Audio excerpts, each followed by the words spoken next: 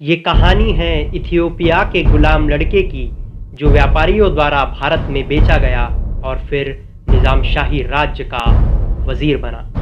नमस्कार, हमारा नाम है अभिषेक राठौड़ और आप देख रहे हैं दी अनटोल्ड में कहानी मलिक अंबर की। कहानी की शुरुआत सन 1548 में होती है, जब दुनिया करीब आ रही थी और अंतर्राष्ट्रीय व्यापार बढ़ रहा था। व्यापार हुआ करता था मसालों का, सोने चांदी का, जानवरों का और गुलामों का। इसी दौरान अफ्रीका के इथियोपिया देश के हरार प्रांत में आदिवासी परिवार में जन्म होता है मलिक अंबर का, जिसका जन्म नाम चापू था।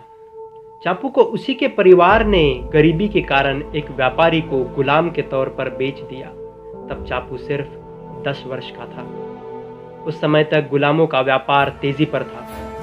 शरीर से मजबूत अफ्रीका के निग्रो गुलामों की मांग दुनिया भर में सबसे ज़्यादा थी। इन गुलामों को सेना में भर्ती किया जाता या फिर उनसे मेहनत के काम कराए जाते। व्यापार इतना बड़ा कि सन 1555 आते आते हर वर्ष लगभग 12,000 गुलाम इथियोपिया से अन्य देशों में बेचे जाने लगे। चापू को उस व्यापारी ने कुछ समय तक अपने पास रखा और फिर थोड़ा मुनाफा कमाकर बगदाद के गुलाम के व्यापारी काजी हुसैन को बेच दिया।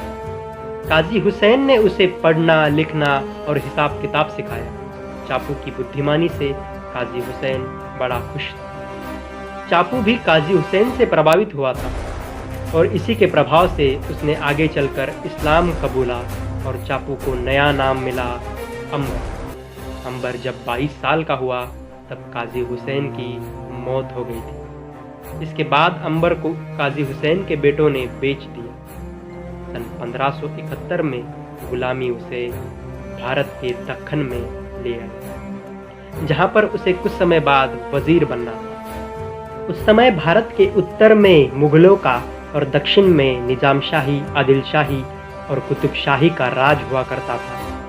दक्कन में आने के बाद अंबर को चंगेज खान नाम के एक निजाम शाही के सरदार ने खरीदा।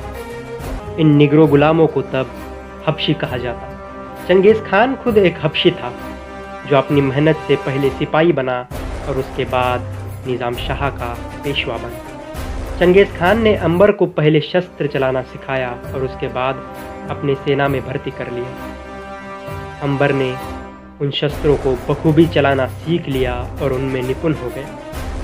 उसकी प्रतिभा देखकर चंगेज खान ने उसे अपने करीबी सैनिकों में शामिल कर लिया।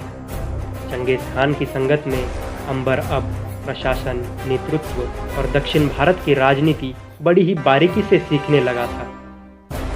सन 1594 में चंगेज खान की मृत्यु हो गई। चंगेज खान के बाद उसकी बीवी ने अंबर को स्वतंत्र कर दिया। अंबर अब गुलाम न होकर एक स्वतंत्र व्यक्ति बन गया था।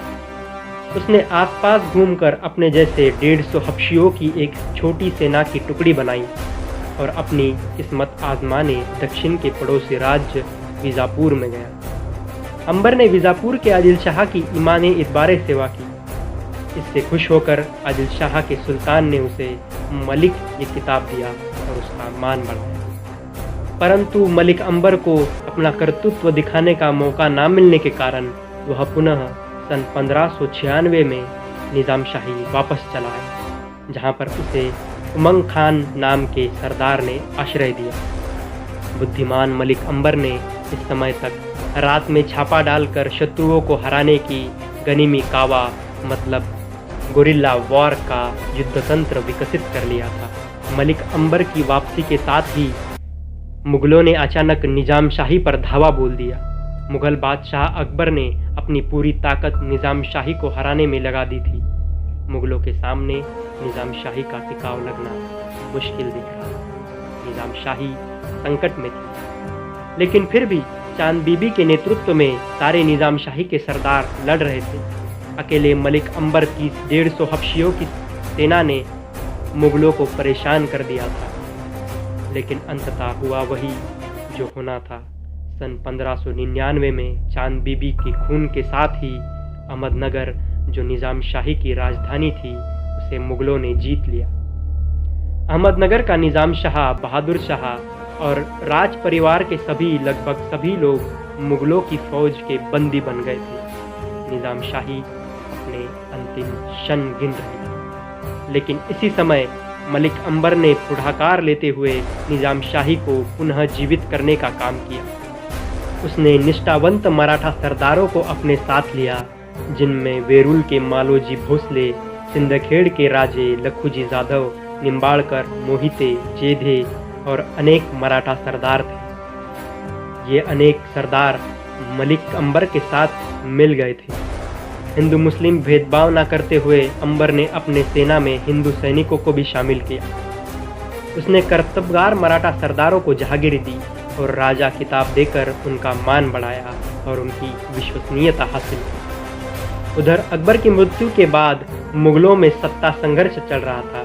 इसी का फायदा उठाते हुए अंबर ने गोवलकोंडा के कुतुब शाह और बीजापुर के आदिल शाह से दोस्ती करके मुगलों पर धावा बोल दिया। गुरिल्ला वॉर की युद्ध नीति का प्रयोग करके मलिक अंबर ने मुगलों पर आक्रमण किया और निज़ाम शाही का जितना प्रदेश उन्होंने जीता था उसे वापस अधिकार में लिया।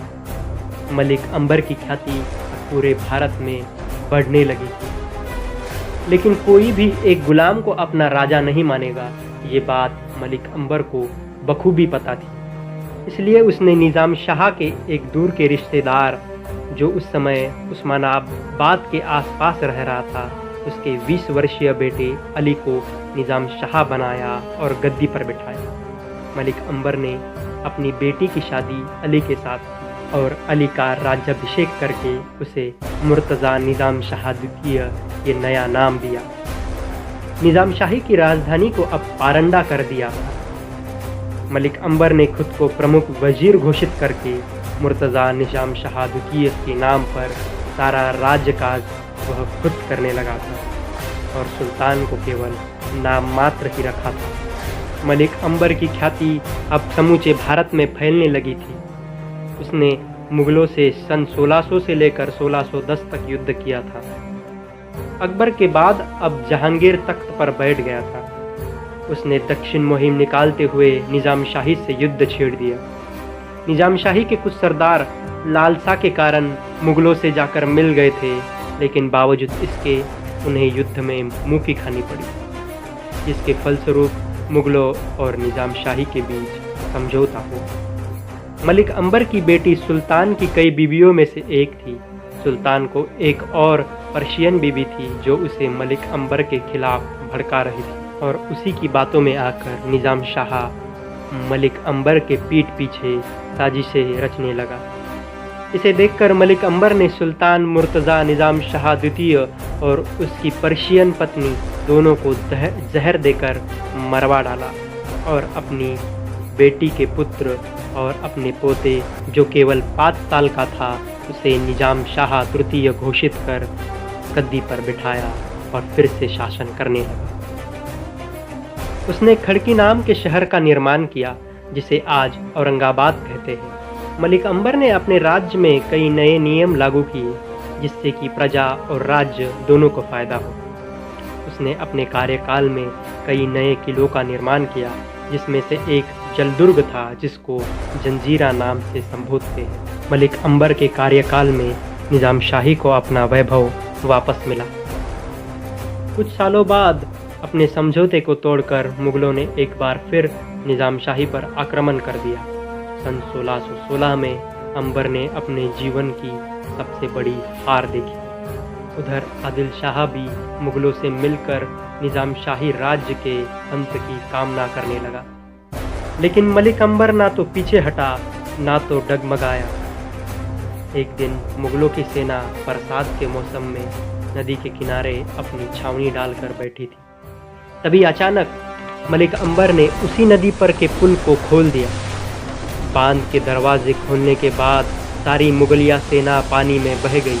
बचे कुछ सिपाही अपनी जान बचाकर भागने लगे और इस तरह मुगलों का एक बार फिर मलिक अंबर ने पराभव किया। सन 1626 में मलिक अंबर की 88 साल की उम्र में मृत्यु हो गई। औरंगाबाद में आज भी उसकी समाधि मौजूद है।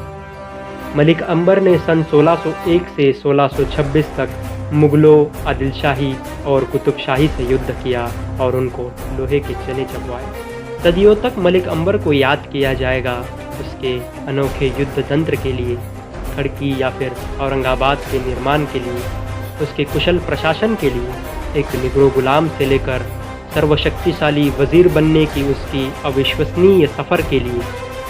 ऐसे ही अनोखे और अविश्वसनीय कहानी देखने के लिए आप हमारे चैनल को सब्सक्राइब करें। धन्यवाद।